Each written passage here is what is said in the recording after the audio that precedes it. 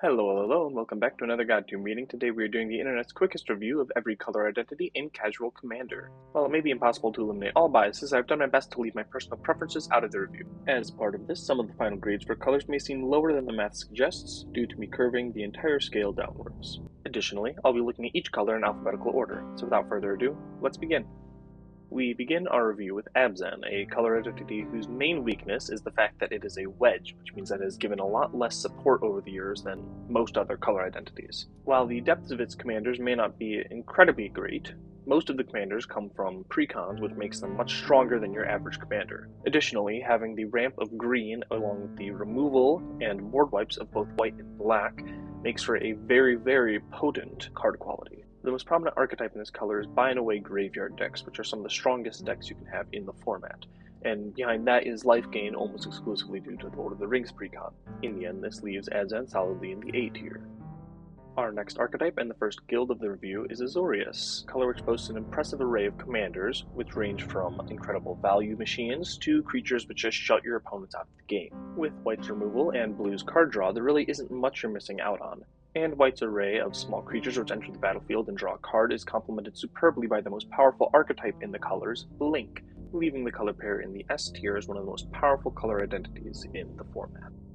Turns out, if you add the strongest color in the game, spoiler alert, to one of the strongest guilds in the game, you get an even stronger version of Azorius. Welcome to Bant. While the non-legendary Bant cards may be lacking, the commanders are certainly not. With big hitters such as Chulane, Dorevi, Arcades, to Vasa, you cannot go wrong. And having access to mono white, mono blue, and mono green cards fills in any gaps that the multicolored cards might leave behind. We also see here our first instance of good stuff as an archetype, which is just a list of commanders that give you value for doing things and also help you do the thing. Thanks to all this, Bant sees itself directly above Azorius on our tier list. One thing I learned in making this list is that almost all of the mono colors have an S tier commander quality and depth, having hundreds of options to choose from and dozens of extremely viable commanders. The power of cards in the 99, however, does not quite match. For black, while it has great tutors and creature removal, it lacks an early game ramp and the non-creature removal it needs to deal with graveyard hate. Speaking of, black is the master of the graveyard as seen by its archetypes. Ironically, this card is weaker than strategies using your own graveyard, but draws much more ire from the table. For our final grade, black gets an A. Back-to-back mono colors, next up is blue with another couple dozen or so game-breaking commanders. In regards to the 99, blue bests black by bearing better card draw and being the only color which can interact with spells before the resolve. It only lacks good ramp and onboard removal.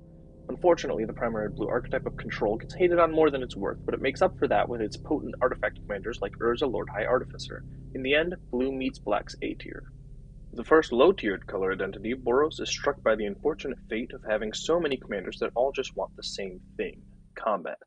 The card quality falters as well as white's weenies and red's rituals fail to synergize well with the best Boros archetype, equipment, and Voltron. Not that this archetype is that strong to begin with, as it usually ends up just killing a player or two before getting steel-chaired by their final opponent. We also see in Boros the first various archetype, which occurs when remaining commanders don't have enough common ground to support one decent secondary archetype. It usually means a couple commanders can rise above the rabble to pose a decent threat, but most of them end up left behind. Unfortunately, we find Boros as our first C-tier color identity. Speaking of C-tier, C stands for colorless because colorless sucks. Its commanders are mostly more bark than bite until about turn 8 or 9 when you get your turn stolen and your commander permanently exiled. Its one saving grace, and what puts it slightly above Boros before it, is its archetypes being extremely busted and solidly formidable respectively, but still another C-tier. Demir on the wall, who's the most controlling of them all? Oh right, it's you! While blue and black don't do much to compensate for each other's weaknesses, they agree that the only good card an opponent plays is one that ends up in their graveyard. Mostly that means countering or killing, but a good amount of milling is also in store, and surprisingly, Demir is one of the colors with the widest array of creature types that might matter, from zombies to fairies to ninjas. However, its near-universal anti-friend zone earns Demir our first B tier. The first 4-color identity on our list, Dunebrood, also happens to be the worst color identity on our list. Its only commander option in Saskia is unfortunately overshadowed by power creep, and the lack of any other options leaves the color identity with no secondary archetype at all. Dunebrood's sole green flag is the fact that, like all monocolors having access to dozens of viable commanders, every identity with 4 or more colors has access to so many cards that the quality of the 99 is S tier by default, although that isn't enough to save Dunebrood from its abysmally low C tier. Like Demir before it, Esper decks tend to be more controlling and less quote-unquote fun for the table. Its larger weakness, though, is a lack of cohesion outside of its primary archetype artifacts. Other than that, the color is on par, leaving it with a high B-tier placement. Poor Glint-Eye, just another 4-color identity betrayed by having just a single commander with a middling archetype. Not much more to say. C-tier. Golgari heard we liked graveyards, so it gave us some graveyards to put in our graveyard so we can graveyard while we graveyard. Unfortunately, Golgari didn't leave much room for any other archetypes, so it lives forever in fear of rest in peace. Combine green with black to give us the removal for anything and everything. Add in ramp and tutors, cook for 60 minutes on 375, and the card quality is delectable. Easy A tier. While I may have tried to keep my bias out, I can only do so much. That being said, I do genuinely believe green is the best single color in casual commander by a mile. While it struggles to wipe the board on its own, it makes up for the mana efficiency of colorless board wipes by making all of the mana. But realistically, it's much more common for the green deck to just kill you with an overrun effect than to wipe the board. The one exception is my personal favorite commander to play, Shigeki, which is unironically the strongest control deck I've ever played in the format, my only deck with a 100% win rate. The only thing keeping green out of S tier is rounding. No, really, it's rounding. Grixis is a color identity I expected to end up a lot higher than it did. The lack of a strong secondary archetype certainly hinders the shard, but even if it had a good secondary archetype, it would still linger outside of A tier's reach. Perhaps it deserves a better grade than it received, but to support its low status is a lack of the two best casual colors, and being yet another victim of poor threat assessment. We end up with Grixis in C tier. How the pendulum swings. Gruul is a color identity I expected to end up a lot lower than it did. While Gruul may lack in some commanders that punch up, red does well to complement green's already strong card quality, and the archetypes Gruul decks typically find themselves in run over tables more easily than you may realize. Gruul finds itself right at the bottom of A tier. I hope you didn't put any money on the 4-color C tier trend to continue, because it ends here. God's special little angel, Ink Treader, boasts 4 legal commanders, of which every single one is a menace with a capital M. Did I fudge the numbers a bit on the secondary archetype? Maybe. But pigs will fly the day an Ink Treader deck is bad. S tier. Resting at the top of B tier is a guild hoisted solely upon its own petard. Is it the scariest storm deck that you should always kill when you can? It is. Is it ever going to be anything else? It is not. Back-to-back B-tier ballbusters, just guys storm decks tend to pack less explosiveness than Izzets, but it gains in having access to a couple more interesting archetypes to explore, like cycling and energy.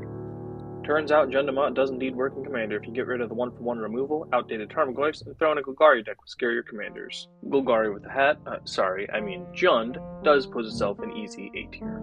If Commander were a 20-life format, Mardu would be the best color identity by far, with some of the best aggro commanders in the format, from Edgar Markov to Extus aka the Blood Avatar. Mardu plays their best game by winning before a board wipe. But board wipes are too common and too strong for Mardu to truly shine, so it lands squarely in B tier. Similar to Mardu, Naya is a color which wishes everyone started Commander games with 10 lands in play, so it can play its big fatties immediately. It also wishes those big fatties didn't get Swords to Plowshares. However, Naya can also play a very powerful go-wide game with access to Jetmir Craterhoof in the command zone Nexus of Revels, or similar commanders, pushing it up from Mardu's B tier into A tier. Golgari may be Queen of the Graveyard, but Orzhov is the Queen of Death.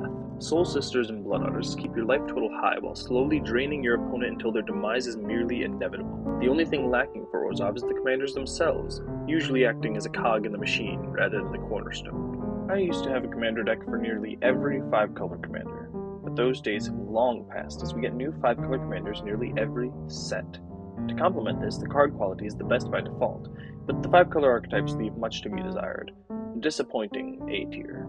Rakdos is a color identity propped up by a slew of very powerful commanders printed in recent years, such as Prosper Tomebound, Obnixilis Captive Kingpin, and most recently Valgavoth Herald of Souls. The 99s of Rakdos decks are often very commander dependent, especially in regards to card advantage. The guild benefits from my decision to leave all graveyard archetypes as S's, because I believe Rakdos does not work a graveyard to the same prowess that other black decks do. It lands itself in A tier, although realistically some of the commanders are S's and most are B.